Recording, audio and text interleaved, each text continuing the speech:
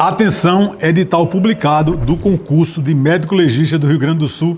Vamos trazer aqui uma análise detalhada do edital de medicina legal com o nosso professor especialista, professor Wagner Bertolini. Vai trazer ponto a ponto para você se preparar para o próximo concurso. E atenção, que no final do vídeo eu volto aqui com um recado especial para você. Tudo bem? Boa noite, professor João, professor Rodrigo, todos os demais colegas. O edital, a meu ver, ele não traz muitas inovações, né? De uma maneira geral, a maioria dos concursos, eles acabam meio que repetindo muitos tópicos. Então, às vezes uma coisinha aqui, uma coisinha ali, que acaba sendo novo e o aluno, o candidato, no caso, ele tem que ficar sempre muito atento a isso, porque se a gente tem um tópico novo, grande chance desse tópico aparecer na prova. Isso que a gente espera, porque senão eles não trariam essa novidade para a prova.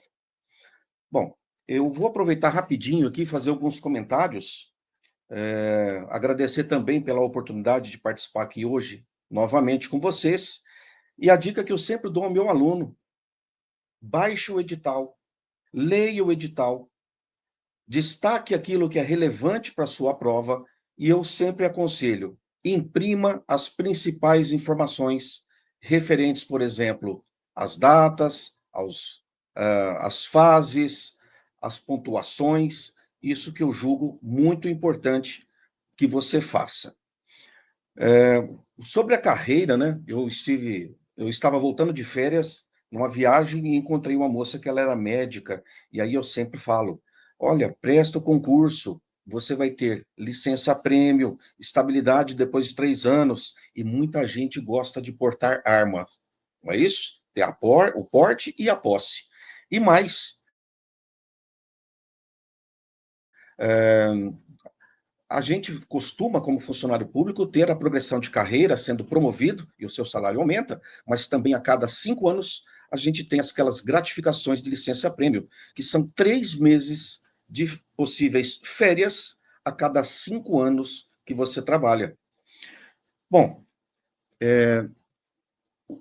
se não me engano, foi o Rodrigo ou o João, não me recordo agora, fez um comentário de que o nosso candidato não deve se pautar apenas nas questões específicas. Eu, quando dava aula no cursinho, ou quando alguém ia para uma dada área no concurso, eu dizia assim: olha, você vai prestar o cargo de farmacêutico? Era específico para farmacêutico? É claro que é específica, tem os temas de farmacêutico, e quem está prestando é farmacêutico. Então, todo mundo deve ter uma grande tendência a dominar esses temas. E aí, aquelas disciplinas menos específicas, vamos dizer assim, gerais ou menos relevantes na cabeça de alguns, é que acabam por decidir a aprovação de muita gente. Então, aqui no nosso concurso, medicina legal criminalística, tem muitas questões na prova, certo? Sim. A tendência é que todo mundo vá muito bem nessas disciplinas. A pontuação seja altíssima para aquele que realmente está bem preparado. Mas aí, qual a minha dica? Raciocínio lógico. Quando eu prestei concurso, raciocínio lógico foi um diferencial. Derrubou muita gente. E agora, nesse edital, surpreendentemente, apareceu o inglês. Então, foco em raciocínio lógico. Você tem aqui um cobra do raciocínio lógico na nossa equipe e você vai realmente, né, fazer a diferença com ele e na sua pontuação geral. Eu aproveitar um pouquinho, o nosso amigo Ian fez um comentário sobre acidentes em massa, e eu arriscaria a grande possibilidade de ter uma questão. Por quê? Porque aqui no estado de São Paulo, nós tivemos o acidente da Volpaz, em que morreram 60 e tantas pessoas, inclusive levou à falência da companhia aérea. E muitos mortos eram do estado do Paraná, perto do sul, né? E independente disso, é um assunto de muita repercussão, de muita mídia, é uma tragédia. Então, ficaria atentos com esses procedimentos. Vejam aí quais são as orientações da Interpol. Cadeia de custódia. Você não deve negligenciar de forma alguma. E eu sempre dou uma dica para vocês. Memorize os 10 mandamentos da cadeia de custódia, sabendo que, basicamente, nós temos 5 etapas classificadas como externas, que são aquelas que o perito desenvolve, digamos assim, que envolve desde o início do vestígio até chegar ao Instituto de Criminalística e 5 fases internas no Instituto de Criminalística. Muito importante que vocês saibam disso. Muitos candidatos estavam aí no nosso chat falando que desconhecem a banca. E nós tivemos uma colega que disse que tem muitas questões da banca, que ela não é novinha, mas ela fica muito regional. Por ser regional, ela faz poucos concursos para o cargo de médico legista. Então, nós temos centenas e centenas de questões da Fundatec, mas não são muitas questões, né, voltadas para o cargo de médico legista. Só uma observaçãozinha. Mas é uma banca que gosta de colocar questões como verdadeiro ou falso. Ele coloca algumas lá para você preencher a ordem, VFVFV, sabe aquelas 5? Você julga e tem a sequência de cima para baixo.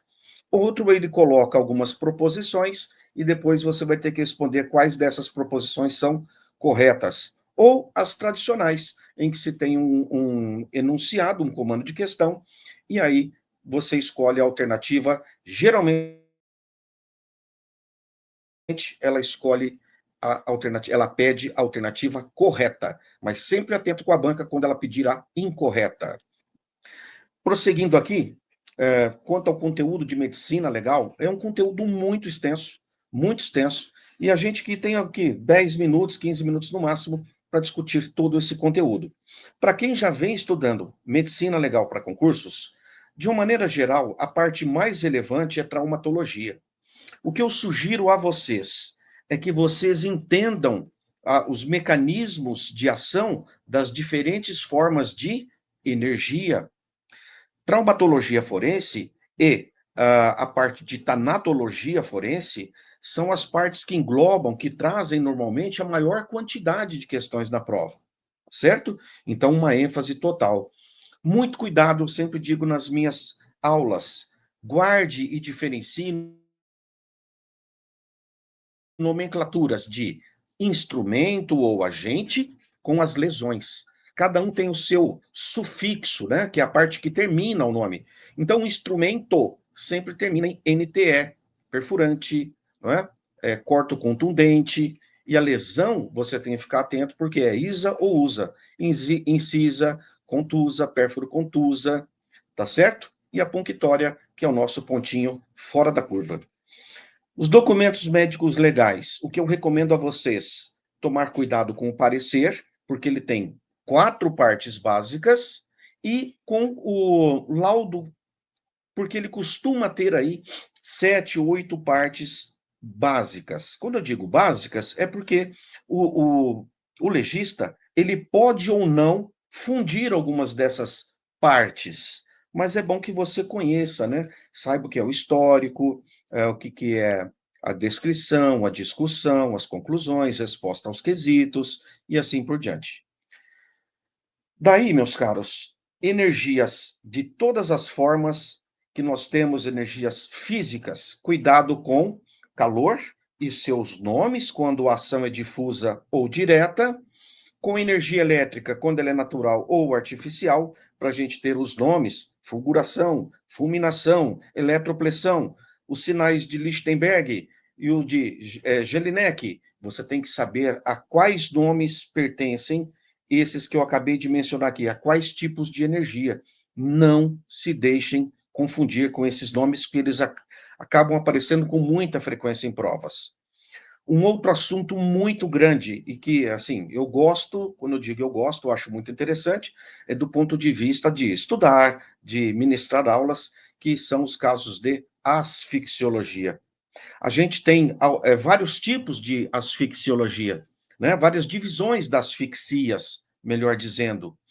A asfixia, ela pode ser feita, por exemplo, numa região muito específica, que é no pescoço, que é a constrição do pescoço. Aí a gente tem enforcamento, esganadura, que apresentam sulcos, esses sulcos apresentam muitas diferenças entre si, e uma terceira forma que é a esganadura, que é feita com as próprias mãos e que não tem sulco, mas por uma ação dos dedos, das unhas, a gente acaba tendo várias lesões na região do pescoço.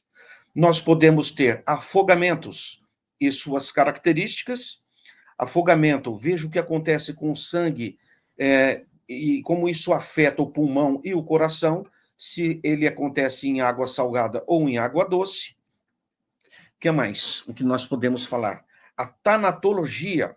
A tanatologia é um dos aspectos muito interessantes, não só da medicina legal, porque eu, como perito criminal, quando eu chego à cena do crime, que é o meu exame de criminalística, exame externo, certo? Extrínseco. E o médico legista é intrínseco, porque ele pode analisar da pele para fora, como perito, mas ele pode analisar da pele para dentro, somente o legista. Eu, perito criminal, não posso, porque eu estaria usurpando minhas atribuições profissionais legais. No caso de tanatologia, porque eu digo que é importante? Porque a gente vai buscar, muitas vezes, estimar o tempo pós-morte, ou seja, um intervalo de morte. E isso pode ser feito de várias maneiras, principalmente analisando a situação do cadáver, os sinais chamados aí de abióticos, ou seja, a de ausência da vida, abióticos, são aqueles que acontecem de imediato, portanto, imediato, mas eles não dão certeza da morte. Eles podem nos dar uma certa indicação de que houve morte, e a gente chama esse período de incerteza de Turdes. E aí, cara, aqueles sinais que realmente decorrem da morte são sinais secundários ou mediatos. Meus jovens, podem ser também chamados de consecutivos. Esses sinais que realmente indicam a morte, porque nós podemos ter uma morte aparente, que a pessoa parece que está morta, mas não está, como em casos de hipotermia ou em caso de certos sedativos. Esses sinais, eles são certeza da morte, que é o lar, livor, algor e rigidez. Livor são as manchas chamadas também de hipostases.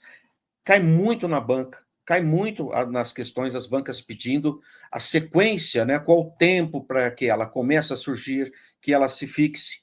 Porque estudar o livor é muito importante para saber uma coisa, uma das coisas, pelo menos, se o cadáver realmente foi encontrado na posição em que ocorreu o delito. O autor do crime, ele pode prejudicar a perícia, criando vestígios forjados, modificando a cena do crime, modificando a posição do cadáver, no caso de morte. Beleza? A parte mais aplicada, vamos dizer assim, à psicopatologia forense, é mais com o desenvolvimento psicológico do indivíduo. Nós temos a atribuição biopsicossocial, tá certo? Então, o indivíduo, ele pode cometer um crime e, mesmo assim, ele não ser imputado. Não impõe-se a ele uma pena, por exemplo, privativa de liberdade. Por quê? Porque ele não tinha discernimento das suas ações. E isso pode ser decorrente de várias situações. Essa parte da psicopatologia é muito importante. Ela pode ser decorrente de várias situações, como, por exemplo, um desenvolvimento intelectual mais baixo, ou às vezes até que total. O uso de medicamentos ou certas patologias que podem levar o indivíduo a não ter um discernimento e, às vezes, também uma volição para cometer um crime. Então, dentro da psicopatologia forense, nós podemos ter as oligofrenias, né, que são as classificações entre retardo mental, idiotia, são certos valores de QI que são atribuídos de acordo com o desenvolvimento mental do indivíduo. E isso é muito importante, porque a gente pode cair numa situação de abuso de vulnerável, por exemplo. Pessoas que têm um baixo discernimento, ou mesmo pessoas que estejam submetidas a drogas, como, por exemplo, o álcool ou outras. Um Boa Noite Cinderela. Isso é muito estudado na toxicologia forense. O consumo de álcool é algo muito grave no Brasil. Noções de psiquiatria já não é muito a minha área, mas ela está relacionada com as doenças mentais. Né? Eu não sou médico, então eu não sou psiquiatra, não sou psicólogo, eu não tenho todo esse domínio, eu só conheço aquilo que eu estudo e que eu já conheço de provas, de concursos. Mas cuidado com esquizofrenia, cuidado com epilepsia. Porque se um indivíduo que é epilético ou esquizofrênico comete um crime, ele não pode necessariamente ser inimputável, ou seja, deixar de ser imputável porque ele é, por exemplo, epilético. Olha, para ser epilético, você tem drogas que costumam levar a uma condição de boa vivência, mas ele não pode fazer um crime premeditado ou não, e aí alegar, não, eu sou esquizofrênico, olha, eu sou epilético. Isso não cai bem, né? Não cai bem aí nos ouvidos de quem trabalha na área de segurança pública. E aí a gente vai ter uma banca, né? Ou um médico legista que vai realmente avaliar se houve um nexo causal entre, por exemplo, um surto epilético com o crime, certo? A parte de infortunística médico-legal é a parte em que nós temos acidentes relacionados à atividade laboral, ou seja, acidente de trabalho. Eu já atendi casos de morte ou de graves lesões, por exemplo, de pintores, de eletricistas, de pedreiros, que eles acabam principalmente sofrendo quedas ou descargas elétricas trabalhando. Portanto, infortunística, né? Que infortúnio. O cara estava trabalhando e se lesionou ou chegou até a óbito. Isso pode acontecer com muito mais frequência do que a gente pensa.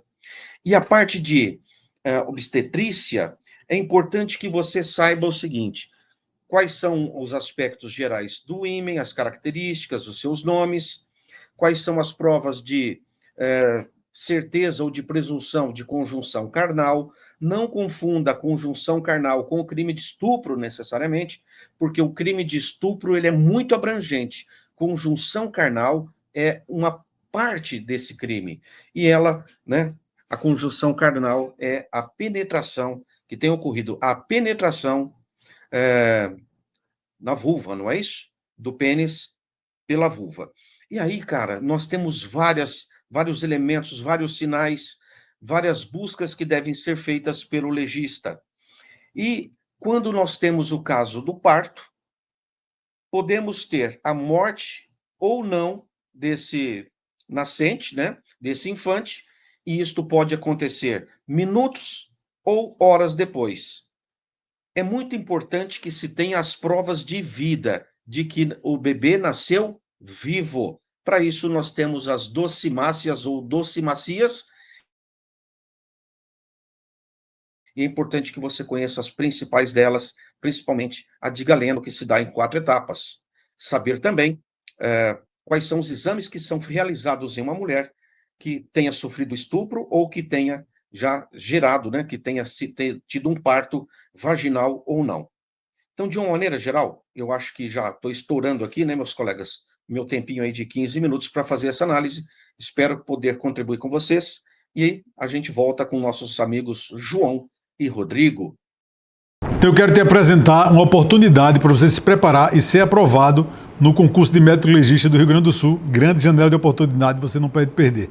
Se você quer ser aprovado, então vem com a gente do Médico Concursos, com a metodologia vencedora, que já aprovou mais de 450 médicos nos últimos 2 anos em concurso de médico legista e em concurso da Perícia Médica Federal. Nós somos especialistas em concursos periciais, temos uma metodologia exclusiva e validada e você pode fazer parte desse time de campeões entrando agora mesmo no Legista Rio Grande do Sul, metodologista, simulados autorais, plataforma de questões, mais de 8.000 questões direcionadas para concurso de médico legista, mapa da aprovação, plantão da aprovação e também o nosso simulado para munição. Tudo direcionado para você ser aprovado com investimento pequeno de R$ 5.997 ou 12 parcelas de R$ 499,50. Menos de meio plantão para você fazer um investimento de curto prazo e colher benefícios de longo prazo durante toda a sua carreira de legista. Não tem como perder essa oportunidade. Vou deixar um QR Code aqui ou o link na descrição para você entrar agora mesmo no Legista Rio Grande do Sul, o melhor curso preparatório para o concurso de médico legista do Brasil. Não perca essa oportunidade.